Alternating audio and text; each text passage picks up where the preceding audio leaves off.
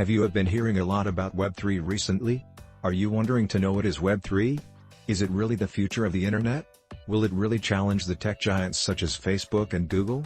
Then, welcome to my channel, Jafed-Leads, a channel dedicated to crypto news, reviews, and updates.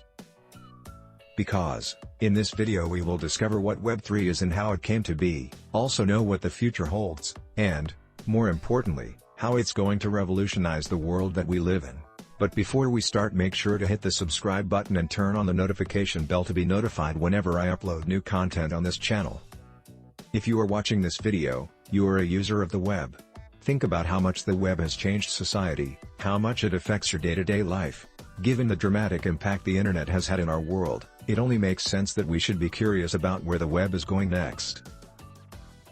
To understand this, we need to understand the evolution of the web, what it used to be like, and how it got to where it is today. The evolution of the web is often separated into three stages: Web 1, Web 2, and Web 3. Web 1 is characterized by web participants as consumers of content, and the creators were typically developers who built websites that were mostly static, pages served up as text or images. The internet was set up this way from about 1991 to 2004, sites didn't have much interactivity and responsiveness. It was as if the web was basically read-only. Web 2 refers to the current iteration of the modern web most of us are experiencing today and is characterized by web participants as creators of content that is interactive and social. You don't have to be a developer to make content for the web. As companies like Google, Facebook, and Twitter began to develop web software to facilitate interactions between web users, they saw an opportunity to monetize their user bases through advertisements and the sale of personal data. Thus the state of collection and targeted advertising have become a core part of the Web 2 experience and how it's engineered to function. However, frustration towards some of these big tech companies has been mounting in the general public, as information has come out about exploitation of the user data they've been collecting. Now you can think of Web 3 in terms of participants as owners, because the most fundamental difference between Web 2 and Web 3 is decentralization.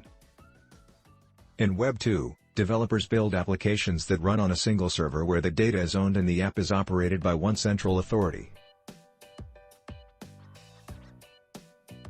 While in Web 3, applications run on decentralized networks of many peer-to-peer servers and leverage a distributed ledger technology known as blockchain. Essentially, decentralized database participants are able to host one of these peer-to-peer servers or nodes, or create, govern, improve, and otherwise contribute to the network and be rewarded with cryptocurrency tokens, making them owners with a vested interest in the web, who stand to directly benefit from its success in web, than a developer that might pay a cloud service provider like Amazon Web Services to host and provide access to their application on the web.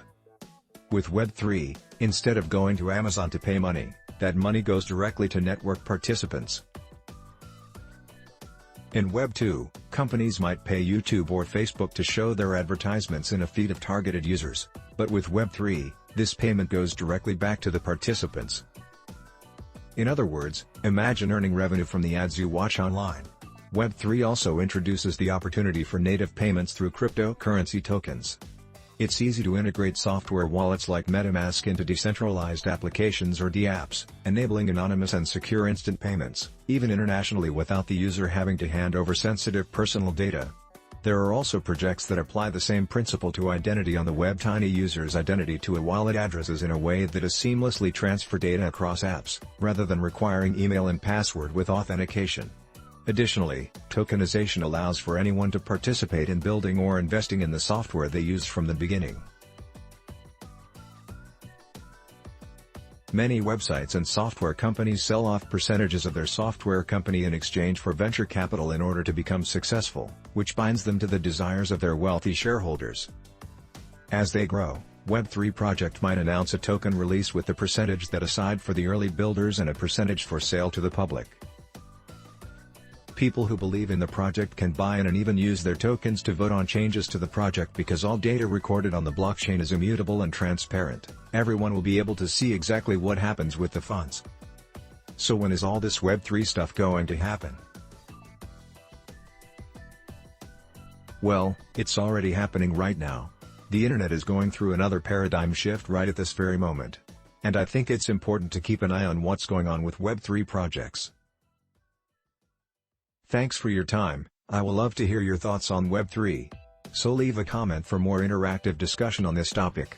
See you in the next video. Thanks for watching. Subscribe, like, comment, and share.